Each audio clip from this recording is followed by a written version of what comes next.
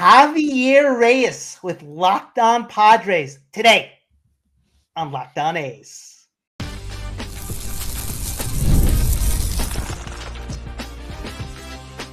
You are Locked On Padres, your daily San Diego Padres podcast. Part of the Locked On Podcast Network, your team every day. Welcome to Locked On A's and Locked On Padres, part of the Locked On Podcast Network, where it is your team every day. I am your host, Booney, and Javi Reyes from Locked On Padres. Thank you for making Locked On A's and Locked On Padres your first listen of the day. I'm from the Bay Area. Been a diehard A's fan since 1981, and I'm here to bring you a real fans take covering everything from Oakland, Sacramento to Vegas. This is the place for A's fans to get the latest game breakdowns, team news, and more. This is where the passion of the fans take center stage. We are free and available wherever you get your podcasts, including YouTube.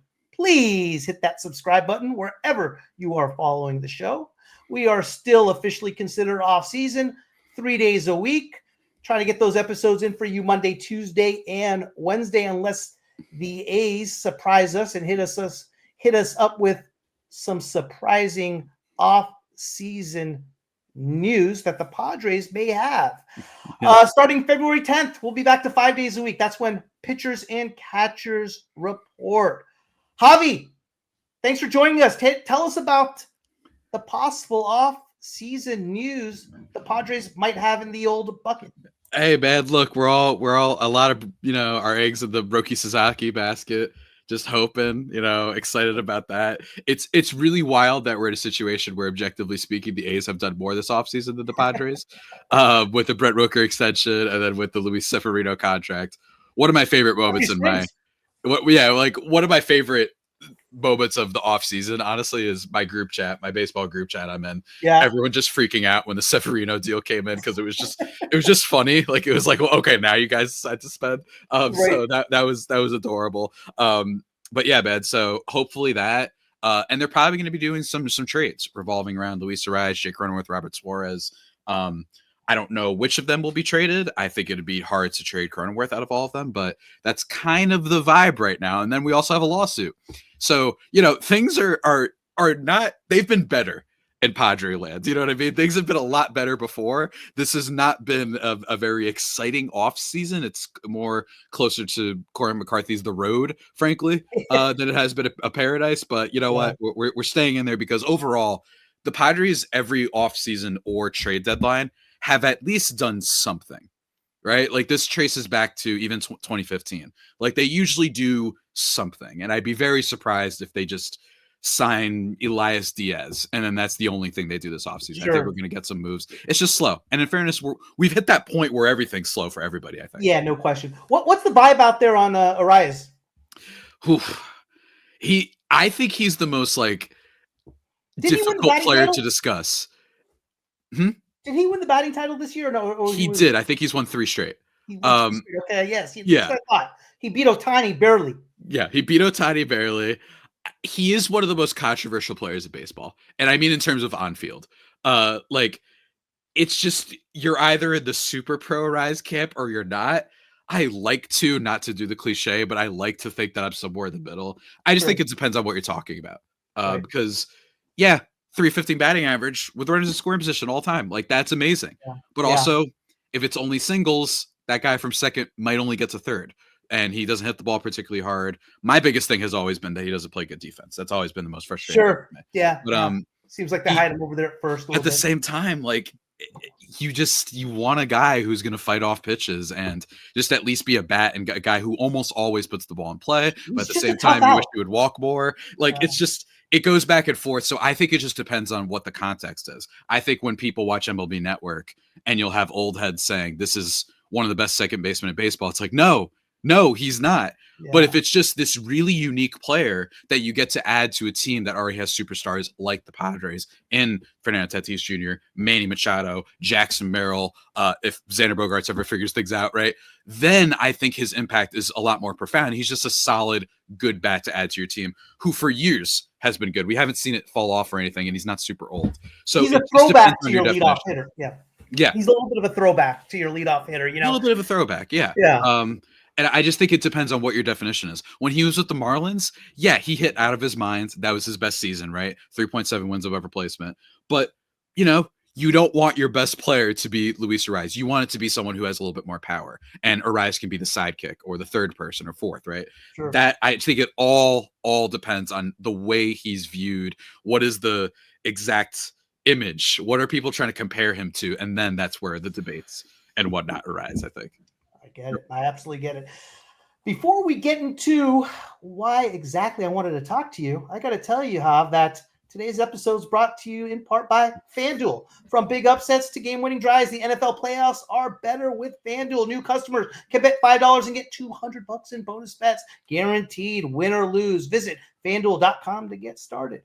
Now, Javi, read an article you wrote about a month ago titled, Was Moneyball a Mistake? And the theme of the article, correct me if I'm wrong, is with the article being, the theme of the article, being how paying less for labor is not only more effective, but also, how you put it, kind of cool. I like the article a little bit. I like the article a lot. Thank you.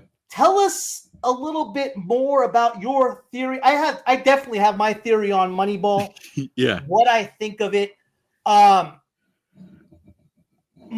personal opinion is I think that Moneyball is a term used to make upper management seem and look smarter while taking the limelight off the players. And as you know, the Moneyball movie, the Moneyball theme was all brought in part by the A's.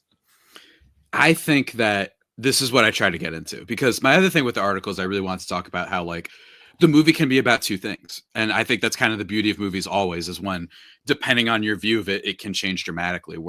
And we don't have to talk about this much point as much, but because it's not as spicy and interesting. But the other perspective on the movie is just, it's a movie about innovation. It's a movie about going after misfits and going after, oh, he throws weird. And like, these are like memes constantly used in popular culture now. Like, oh, he has a great swing. He can't really play well, but he looks the part. Like, a lot of biases that we have. And you can really parlay that into the rest of life. I truly do believe that. I think that you find all these people with weird gimmicks. Oh, that person likes that thing. That's weird. Oh, that kid's weird. He's a goth personality. Whatever it is, I think that the movie really is about that. And it's about the trials and tribulation with sometimes trying to embrace new things, whether it be in a social context, like just being friends with the weird kid, or it be in finding different talent elsewhere. There's often a lot of people who push against you. That's just how things work. In terms of the main thing about the article, I just think that you see it cited so much. And I think that Moneyball is important for the new age of baseball and realizing that you can find so much talent. You don't have to, bid $765 million on Juan Soto. But while that is true, that's how you start. That's how you build the skeleton. The Rangers are the perfect example, in my opinion. If you were doing the Texas Rangers and you only did pure Moneyball, i.e. the thing owners love, they have Josh Jung, they've got Wyatt Langford, they've got those young guys, but then they leave out the other part, which you need in order to win, which is signing Marcus Semien and Corey Seager. So Moneyball is right. You need the bones. You need the pieces. The Padres this year, Jackson Merrill was a huge part. You know what I mean? He's a prospect. They traded and they developed him correctly, right? But then you also need the stars in order to get you farther, because while it's really cute when you have your little Bryce Turangs on the Milwaukee Brewers giving you 3.5 wins above replacement, I don't know how they're going to do when they're facing big level competition in big markets and they're facing Yoshinobu Yamamoto or they're facing Max Fried. Whatever it is, it just doesn't add up. And basically one of my pieces of examples, or one of my examples I said in the article, was just like, past 30 seasons, there have only been 3 teams that won a World Series outside of top half of payroll. Correct. And there's only one that was a true outlier, which was the Marlins in 2003. They were number 25. So yes, it's not just spending. Angels are a good example, right? Like, you don't want to do that necessarily either. Rockies, a little bit of an example. But this idea that you can win that way, no, you can have a good season that way. And this is the only sport where consistently of the 3 majors, we ignore the playoff stuff as if it's like, hey, we're just happy they're there. In football, my guy Justin Herbert, are people like, oh, well, it's just good they got there. Some people are, but they're like, no, you got to get it done in the playoffs. And this is the only sport where people seem to just lay off of that type of criticism. Do you think because baseball has a lot more variables to it, a lot more luck to it? I mean, you look at the Dodgers, right? I mean, if you want to count 2020, I guess we have to. But other than that, I mean, they were legit last year. There was no question about it. They beat a hell of a Padre team. But they lose that game 5. We're having a different conversation completely about them and their history. The Yankees haven't won a World Series in years. So, it takes me to what is the definition of success? I mean, like you mentioned, it's getting to the postseason in baseball over 162 game season is a challenge. What happens in that small set, whether it's the best out of 3, the best out of 5, best out of 7, a lot of variables can happen. So what is the goal of a team? What is the goal in baseball? Is it postseason? Is it winning a World Series? I think that those expectations change from sport to sport. Meaning football, you got a smaller season, 1-game playoffs, etc., where the Super Bowl is the ultimate guide for most teams, the success. But baseball seems to be a lot more different. Yeah, it is. And don't get me wrong, it is for sure. I think the way I view it is also, I think the idea of success, the most, dare I say, subjective term in the entire language of the world. I think it depends. I think if you're a fan and you're look at the Rockies fans are a great example, right? Apparently it's just a vibe over there because that team's been a mess for a long time. Dick Monfort's one of the worst owners of baseball. They traded Noah Arenado for a pack of potato chips, but then they signed Chris Bryant for more. They don't know what they're doing, but people still like going to games. Maybe some people are like, I have no fault with people who are like, hey man, we had a good season. It's not World Series or bust for me. I just think there's a difference between fans feeling that way sometimes and maybe that they're little hipsters and they're like, hey, I just like seeing fun guys and seeing all the silly things that happen in baseball and, all that sort of, tipping pitches and other podcasts talk about, right? But then I don't want the owners being the ones that are like, see, it's those little things that matters. It's like, no, you actually have the power to change it and you are already making money like money's granddad and you own the team. Obviously they want to go the Moneyball route. And when has it ever really gone well for the grand populace when rich people are the concerns that we I like that other line you had in the article too. Yeah. Where you said, quote unquote, I believe it was, it's in life, it's never fun watching rich people win. So seeing the same thing happen to your favorite sports team is infuriating. But the difference in this scenario is that your favorite team could be doing the same thing if they wanted. Moneyball in its philosophy is treated as gospel, when in reality, it's more akin to fan fiction. Which, I thought you were spot on. Thank you. It's interesting in what drives me nuts as far as the A's, and what a lot of people don't realize with regard to the A's, because so much attention is put on ownership, their payroll, attendance, fans, etc. But only 5 teams have made the postseason more times than the A's since the year 2000. The Astros, the Yankees, the Dodgers, Red Sox, and Cardinals. But the A's, if you say that to most people, like, wow, really? Yeah. They're shocked. But they haven't had postseason success. They've only been to 1 ALCS. They've been to 2 divisional rounds. They've lost some heartbreakers. But they have had great teams as well. A lot of it's due to the draft. And, going back to those Moneyball teams, baseball compared to all other sports, when you look at the draft, is not given much attention. I mean, shoot, football's a party, as far as the NFL draft. Basketball's huge, right? Yeah. And Moneyball is looked at. You mentioned Chad Bradford with regard to the movie. It was Scott Hatteberg. Everyone forgets that Mark Mulder was the number 2 overall pick in the draft. Barry Zito was the number 9 overall pick in the draft. Eric Chavez was the number 10 overall pick in the draft. Jason Giambi was a 2nd rounder. I mean, these guys were studs. These were prospects. And the difference is they are getting their opportunity because they're not spending on the free agents, right? Mm-hmm. And I agree with you in the sense, I do believe if they do spend, it's that player that may take them over the edge in a possible World Series type of a situation. So I agree with you in that area whatsoever. Now, the Padres always haven't been, before we get to it, Javi, I got to cover old FanDuel. Oh, yeah. We got to talk FanDuel. Come on. We love FanDuel. I got to talk FanDuel. I was getting carried away a little bit.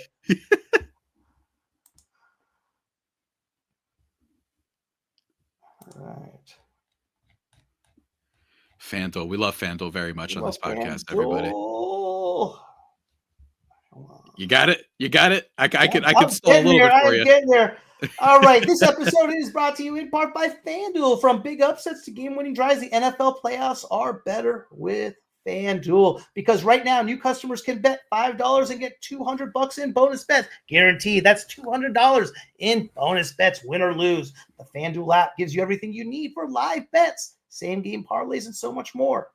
National championship in 6 days, Javi. Notre Dame, Ohio State. Yeah. The line is Ohio State, 8.5. Total is 45.5. Who do you like, Javi? As a non-college football enjoyer, but occasional just bystander, sure. I think Ohio State wins. Sorry. I just feel like I've seen this song and dance before. I think that the big teams win in college sports usually. Minus 8.5? You're going to take a minus 8.5? Now that's where things get juicy. You know what I mean? The lines is different, but straight up, I got Ohio State. I don't know, man.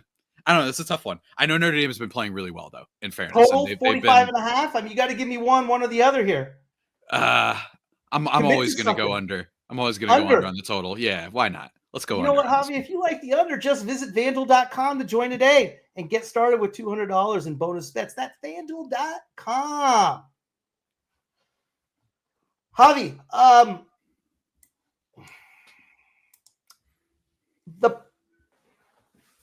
the Padres obviously, as of late, have been spending.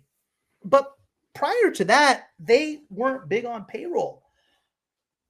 What do you attribute to this? And does spending just to spend equal winning? Here's the thing. I think that the Padres have been kind of the counter to the Moneyball culture thing, because this is a small team. And I think people for years thought, and I know that we know this now, and it's just not true, that like only the big markets can spend. And the Padres showed that you absolutely can.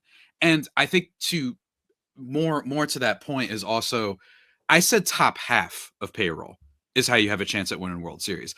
I didn't say you have to be the Dodgers. In fact, that's also a myth. The idea that spending the most is what guarantees you a World Series. It makes getting to the playoffs a lot easier, I'll tell you that much.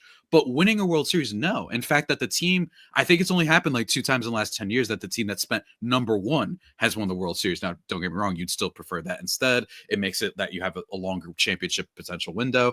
But I think that that's also a mistake. But that's my issue. So when you brought up the A's, right? When you bring up the Moneyball A's, first of all, love that they ignore that the movie that it ignores that Miguel Tejada was on that team. One of the funnier things about that movie. Correct, yeah. Just completely ignores the MVP was on the team. Like, it's just amazing. It's just amazing. Hadford got some run though. Yeah, he did. Shout out my guy, Chris Pratt. I think with that, it's also like the A's. I think I wrote about this in the article. I forgot if I addressed this, but it is such a shame. Because there are clearly so many talented people in that organization, so many great scouts, everything. You know, on my show, I talk about AJ Preller all the time, that one of the things that's helped with the Padres, low key, well, yes, spending has increased them. They become a much bigger team nationwide. They're actually discussed on sports shows now, which is crazy. But AJ Preller, a brilliant scouting mind. This is a team that's made trades for Blake Snell, made trades for Adam Frazier, made trades for Yu Darvish, Juan Soto, all these guys, Joe Musgrove. And yet they still find ways to get some new prospects. Jackson Merrill being a great example this year. And they've got Ethan Salas and Leota DeVries, who the farm isn't as strong as it once was, but this happens every year. After they make these big trades, all of a sudden they're like, okay, yeah, it's not a top system, but it's hanging in there. How'd they do this so quickly? You need that, and the A's clearly have had that for years. So I'm always like, what if you just did those 4-year, $40 million contracts? What if you just got up to a payroll number of like the Astros? Then you'd be really in business. What if you made it that when you go into negotiations, teams don't just give you scraps because they know, all right, you and me both know you have to trade this guy because your owner's cheap. You know what I mean? And they're not the only team. Chicago White Sox. Andrew Benintendi's contract is the richest they've ever given out. And they make like $260 million in revenue every year, whatever the number was. Yeah. Like, I think that's a really important factor. Is I'm not saying, and I do think that baseball needed to address and figure out this ever escalating scale of the biggest free agents where like there's only 4 teams that can get them now. That's not good on the open market as unrestricted free agents. But all that other stuff, you're telling me that only the Cleveland Guardians, that they can only just sign Shane Bieber for 2 years, $40 million or whatever? Of course they could do more. And if they did, maybe they have a chance.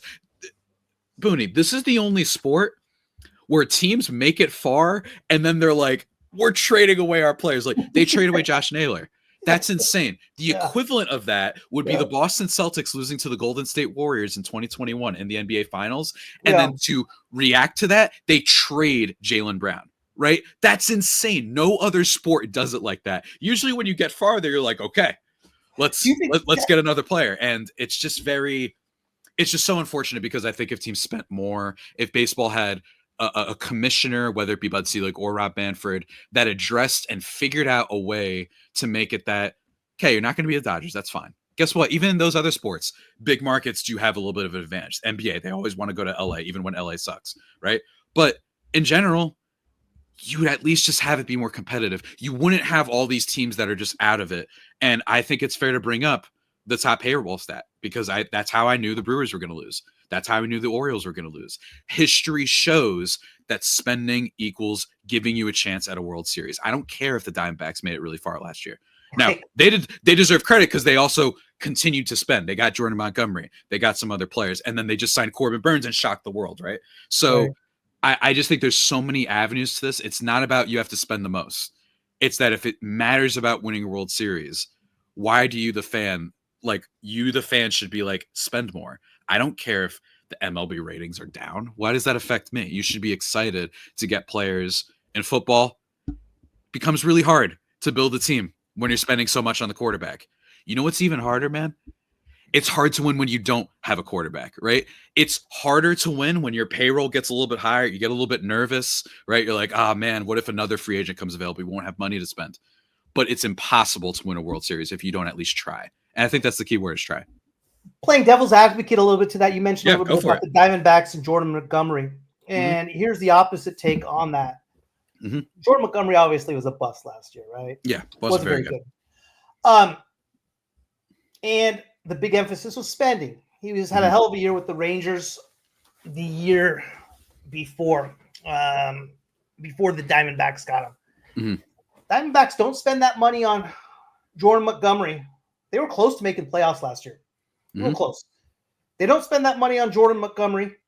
They go with one of their prospects. They get criticized for not signing any free agents. And that prospect or whoever that may be that takes Jordan Montgomery's spot outperforms by a lot, which it's not hard to say considering Jordan Montgomery's year. Now they're a playoff team. So is it spending on the right guys the key part here, rather than just spending to spend? And how do you know that? I mean, and that's the whole thing, because here in Oakland, they just want to spend. They want to spend. It's almost they'd rather spend as a priority than win. You know, where my thing is like, hey, I don't care if we spent one nickel, but I care if we win. And that's the deal. That's the thing. And I think I might be a little bit naive, but the thinking in baseball seems like that's changed because spending and attendance has somewhat a correlation if you're in the top 10. Yeah, Rockies being a good example, right? They're always top level. But I think the way I view it is step one is spend. Step two is then spend it properly. There are so many teams that you'd be like, hey, I trust the Guardians to be like, no. If let's pretend they had a payroll for a second. I trust them to be like, they didn't do anything this offseason. They know this wasn't our time to strike. but it's always kicking the can down the road. When are they finally going to make that splashy deal? They've changed a little bit. Maybe they're a bad example. They extended Jose Ramirez. They extended Andres Jimenez, who they then traded, right? Like, I get it, but there are other teams out there where that's all they do. And it's like, why are we congratulating teams for this? You're 25th in payroll. Like, you could do more, but absolutely, you need to spend on the right players. Padres right now are in a little bit of trouble, but I'll tell you one thing, spending on the right players, the Padres were closer than a lot of teams, even with what might be a miss in Xander Bogaerts. The Philadelphia Phillies have actually been in a World Series, and they had a big miss with Nick Castellanos, right? You can recover if you make a miss. You can. But I do think that there's strategy involved there, because the Angels are such a good example where they've just tried to sometimes spend their way out, and then they have zero talent scouting development. They haven't had a win in a year in 10 years, I believe. Yeah, I mean, they're just a total mess, right? So it does take both. It's just that, well, winning it all, I do think that if you're not spending it, it takes you out of that conversation, more or less. That's at least what history shows. And even if it's just signing a bunch of smaller deals, if it's just getting good, decent players, the Tyler O'Neill deal for Baltimore, great example. I actually love that move for Baltimore. Should they be doing more? Yes, it's absolutely insane that they have it and that they're just like, yeah, we could win with this rotation in October, right? I just think it all comes down to step one is spending. Step two is, all right, let's figure out where we do it. Because, yeah, you don't want to do that because other teams can afford that more. The Yankees can afford to give Jacoby Ellsbury like $300 million, it not work out, and they're like, whatever, we'll figure it out with the next guy. But number one is let's just at least get there. And the fact that they haven't tried a lot of these teams tells you it's because the ownership won't let them. Look at Seattle. Seattle made the playoffs finally for the first time in 20 years. And their big move was they traded for Teoscar Hernandez, I think. Yes. And they traded for Adam Frazier. Like, so. No, it was not okay, but maybe if you, I don't know, went out and did some more moves than that, maybe you'd have a better chance instead of relying on Julio Rodriguez to be an 8-win player every year. So I just think, it's a step one and step two thing when it comes to that. But, before we wrap it up, go ahead. I want to get your take on a former Padre and the big signing and Juan Soto. What do you think of that signing? If the Padres had an opportunity to sign him, would you have taken it? And third, the rumors that I've read recently of Juan Soto and Manny not getting along. Okay, so the latter, the Juan Soto Manny thing, I will concede that it is possible that Manny Machado might not be the greatest, most illuminating clubhouse presence in the world. I will not concede the idea that he's some lazy player. I disagree with that strongly because he's played in more games since 2017 than anyone except Paul Goldschmidt. That part I disagree with, but maybe his personality, he had some bad quotes last year after the 2023 disappointment season where they asked him about being a mentor to players. He's like, what is this college? Like, it's like, first of all, funny answer. Secondly, I get what you're saying, but also, hey, you should still be a little bit of a presence there. I think that is important, whether we like it or not. So I will concede maybe there's something there, maybe. Yeah. When it comes to whether the Padres, I guess, made the right decision, just losing on Juan Soto or whatnot, I think that what his contract was proved that they made the right decision. I was very critical of the 2023 spending because my thought was, you have Juan Soto on this, you just traded for him. Why did you decide that offseason to pay Manny, pay Suarez, pay Cronenworth, pay Bogaerts, pay Darvish, all of those players when you could be using that money for Soto? Sure. I don't think they would have been able to do that regardless, right? So instead, I think that their trade was brilliant, right? They got a good catcher in Higashioka. They got some depth arms in Vandy Vasquez and Johnny Brito. And then they got a prospect that they end up using to flip for Dylan Cease. And then they got Michael King. So it's about as good of a return you can get, considering it's pretty shameful you're going to lose a generational talent in the first place. At least they tried, right? And at least they recouped a lot of it. And they had a better season without him than with him because they just had better depth, which I think is the key for this team right now. It's just accruing depth and decent players all around, right? But, man, I mean, that contract, dude.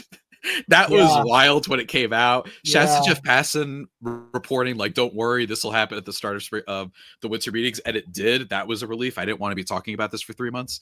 Right.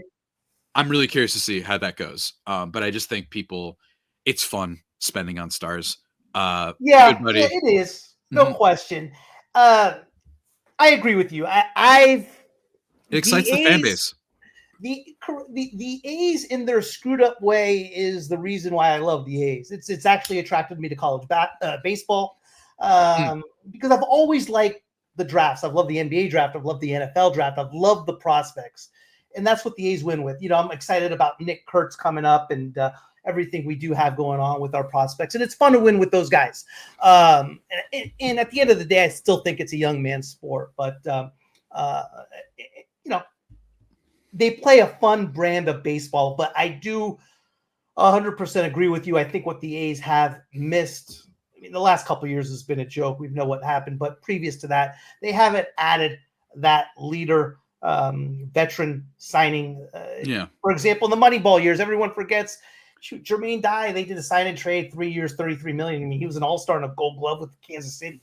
He was nowhere to be mentioned in the movie. You would have thought Scott Hatteberg won a triple crown. Yeah. It's amazing. And I mean, prior to this offseason, I'm pretty sure the A's wasn't like their biggest contract ever, like the Billy Butler one. The Billy Butler, 3 years, $30 That was million. the biggest one. That's crazy, right? And I mean, look, I imagine you talked about this ad nauseum with like, definitely not a coincidence. All of a sudden, John Fisher just found money and he's like the Mr. Inheritance man. Like, that's not great. And I feel bad. Maybe it could mean whatever your perspective on the A's is. That's for certainly for another episode. Everybody can watch your show for, right? On how all this is unfolded. But it's very like, yeah, guys, breaking news. They had money. They absolutely could have spent 100%. Yeah, they always have money, years with like, I mean, even just a few years ago, they lost Matt Chapman and Matt Olson and Sean Murphy, or not Sean Murphy, and like a bunch of other players. I mean, they had Sonny Gray at one point. Like, imagine if maybe just one got extended and then they just built just one, just one, little bit. If you do a little bit, that adds up, right? And I just think like it's just sad that baseball's in this position where there's all these teams that don't spend and whatnot, and we're and then they throw a money ball in your face as proof, and it's like, well, also at the end of that movie they lose, so I would be spoiler, they lose, but that's what I love. That's why I want to write about the movie, because the movie's also about, wasn't that win streak and the vibe amazing too? Like, it depends on what you want as a fan. I have no issue with fans being like, I'm just here to have a good time and I just want to like players. I have no problem with people who don't have a team and they're just like, I kind of am a nomad and I just like, hey, who in NBA? I like Anthony Edwards. He's funny. Like, I'm just gonna be a Twins or a Timberwolves fan for a little bit. And the A's, oh man, I really like Coco Chris because his name is funny. Like, I don't care what your reason is. It's just, we shouldn't let the owners be the ones that are deciding what counts as success. I think that that's the problem. I 100% agree with you. And Javi, we'll wrap it up there. Thank you for making Locked On A's your first listen today. For your second listen, find Locked On MLB. Baseball guru Sully brings a daily blend of humor and baseball, keeping you updated on every rumor and story throughout the offseason. Find Locked On MLB on YouTube or wherever you listen to your podcast. Javi, you are the best. I appreciate you joining, and I am going to be sure to be tuning into your show soon, and I will shoot over the link to where you have your articles on. That was a fantastic article, and I think everybody go check that out. Unwinnable.com. If you are on Blue Sky, it's one of my most recent tweets. Otherwise, at Javipeno on Twitter /X and Blue Sky, JAVIIPENO. Follow on there. I've been talked about it. I'm going to post it again or whatever, because I forgot to post it when I originally wrote it, but check that out if you want. Really fun. Hopefully. Oh my God. My heart dropped for a second. Roki Sasaki visits with Padres. I thought, you know what I mean? Like, I got really scared for a second. And tune into my show if you want my reactions and heart attacks over whether or not they get Roki Sasaki. Check out Javi Reyes on Locked On Padres, and the link to his articles will be where Javi described it, and also in the link in the in the description. Thank you, Javi.